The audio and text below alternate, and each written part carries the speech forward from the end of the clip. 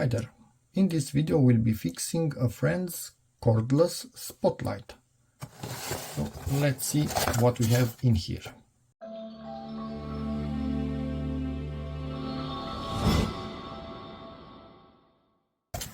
Let's see what we are dealing with. I have absolutely no idea. Feels heavy, so I wonder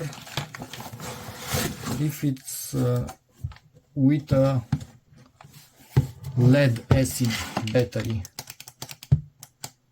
Okay, so it has lock and unlock, many screws all around. Ooh, that's a big halogen bulb. It's car-like, but probably less power. Let me see if it's 12 volt, 15 volt. Intriguing. It might have a kind of step down. Oh no, wait a second. Nah, no, it's car battery. It's car battery, because basically this other car charger, it's just direct connection from 12 volt car battery, which isn't actually 12 volt, and it makes sense this goes to 15 volts, because the higher the charge of the battery, the higher the voltage, so kind of makes sense. Let's start taking this fellow apart.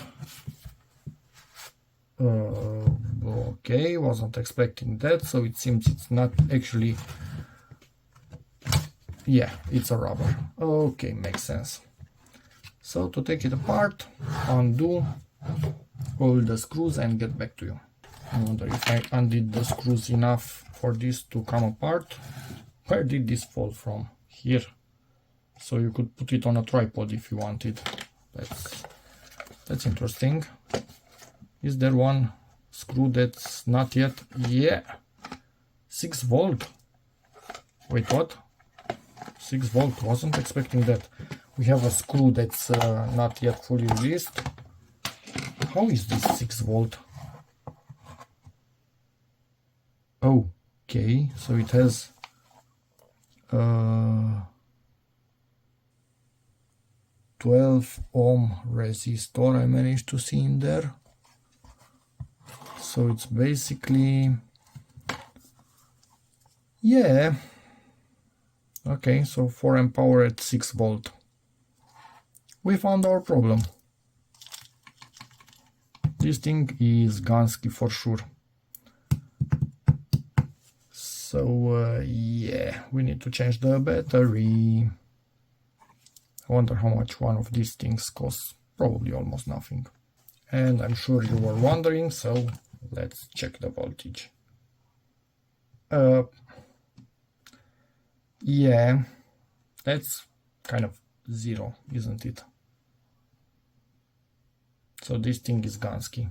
Lead acid batteries, if they are left in a fully depleted state for long, they short. I think this has 3 internal cells, probably, if I more. Yeah, I think it's 3 internal cells, or maybe 6. No, they should be 3. But yeah, dry as a bone. This thing is Gansky, so they short internally if they are left discharged for too long. So yeah, we need to get a new battery of this particular size, so that's gonna be fun. Already found the replacement. So these are its sizes: 70 by 48 by 100 millimeters, about 0.7 kilograms, and it's about $5.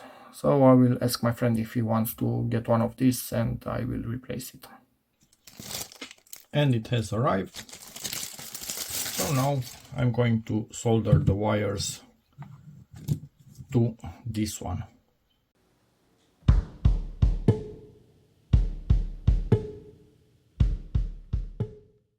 No idea if this is charged or not. I will just give it a quick on.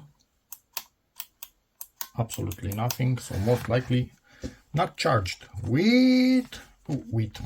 which is not really ideal, but yeah, not much that we can do at this point in time than to test the voltage. Okay, it has 6.3 volts. This should actually be working. Is the bulb also gone? I need to test its continuity and of the wires themselves, and yeah, let me investigate. Wait a second, what's up with this? Did somebody modify this thing? This is the culprit. Normally when nothing is plugged in, these two should be making contact internally. And when you plug something in, that's preventing contact and actually in reverse. No, that's stopping the contact. So power is not going to the bulb itself, it's only going to the battery to charge it. When this is out, contact is being made, so minus can go through this to the bulb itself. But that's not happening, although internally it looks fine. So I think it's a layer of something on the contact. I will use some contact cleaner and see what happens. No real way to go inside this without destroying it. So the only thing that I can actually do is put contact cleaner in here, just a little bit, and plug and unplug this many times and hope it works on whatever is inside that and clears it. There's no way without destroying this flimsy connector to go inside it and directly clean the contact. And it's actually worked. So now we have contact, but yeah, the second we moved things around, this got unsoldered from its location, so I will just put everything back in the original position, which I don't really remember what it was, probably like this, and solder back the resistor. And also this might actually be factory, kind of ugly. I will cover it up. I thought I was filming, it seems I wasn't. So I totally missed the soldering of the resistor back in its position and also of these two wires together, but yeah, it is what it is. A bit of heat shrink tube to make everything a bit safer and not have stuff short where they shouldn't, or actually they shouldn't short anywhere, but yeah.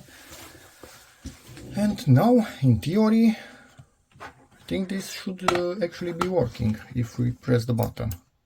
Yay! Don't get me wrong, this isn't an efficient flashlight, but it's a powerful one, that's for sure. So, yeah, more like a floodlight probably. At this point, put everything back together, make sure wires don't touch, and it should be 100% working and charging. I will also actually just plug in the wall charger and make sure that I see the voltage on the battery changing when it's attempting to charge, because that actually gives us the info that we need that this thing is working. And this is again its rating, but we have this resistor which, yeah, probably will heat up a bit depending on the current going through, but might also limit the current. So in theory, when this is on, you see this, exactly what I was saying. So this is completely intentional. When it's charging, it's not going to be on, it's just charging. When this is in, not working. But it wasn't working ever because it wasn't making contact internally. Now it's working. And with this new battery, the other one was completely shut also. This should work normally, but let me test some voltages. And everything is plugged in. Now let's turn on the charger. Yep, it's instantly changing, so it is charging. For how long? Absolutely no clue and no idea, because it doesn't have any sort of LEDs. Everything is just by feel. I don't know. Oh, okay, that's freaking hot. Okay-ish, much hotter than I thought. that fellow right there. Whoa, okay. Woohoo! Yeah, that's fun and games. Interesting design, really. When I say it's interesting, because it's not actually. So that's dropping the voltage, but obviously producing quite a bit of heat in the process, especially when the battery is weak, because it draws a lot of current. But I guess they knew what they were doing, I hope. No idea. Nothing for me to test with or to do anything else. It is what it is. Just as an idea, that is a 5-watt resistor. If we are actually passing through it 1.5 amps, that this is maximum capable of, 15 volts, but this is the old style with the transformer, this will drop, let's say 12 volts, it's not going to have 15, but it could be 12 or 13. Let's say we drop about 5 volts at 1.5 amps in here. This is already over its rating. It's 7.5 watts of heat being dropped in this, which is a 5-watt resistor. So, yeah. But again, I hope they knew what they were doing, because it seems factory-ish. And at this point, let me see how I can put everything back together with some sort of logic in here, so things stay in their proper places. Overall, the mold quality, the plastics, the buttons and stuff seem to fit quite well together, so it's not a really badly made product or something, but it's quite rudimentary. So yeah, probably the resistor is at its absolute minimum that it should be for this thing to work. For how long remains to be seen. And now just put stuff back together.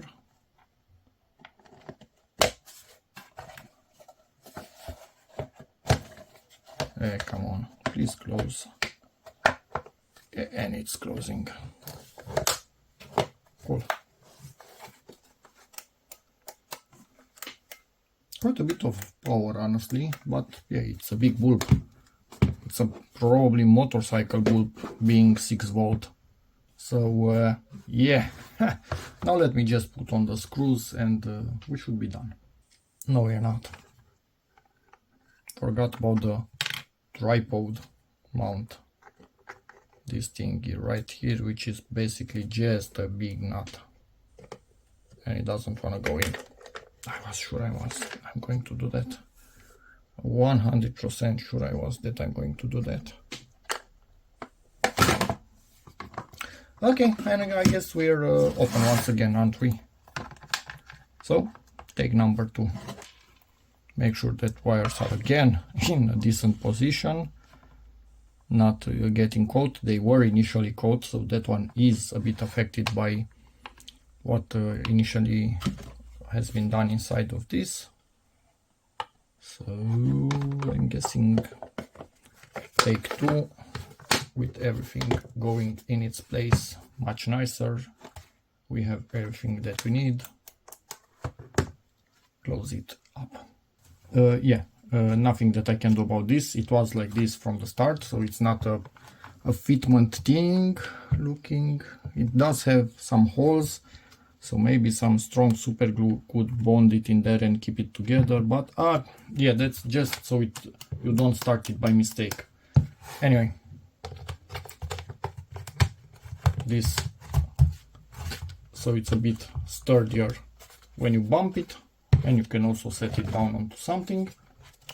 And it's actually more of a spotlight than a floodlight, but then again, it was written on it. So yeah, and it's accessories. I don't know if I've shown you this. A bit of info on it. I don't know, Lifetime Europe, okay. I think here we are just seeing the same thing in different languages, and yeah, that's about it. That's all she wrote. Put it back in the box and we are done. So hope this video helped you in any way, in which case please give it a like, check out my other videos, and as always, see you in the next one. Bye.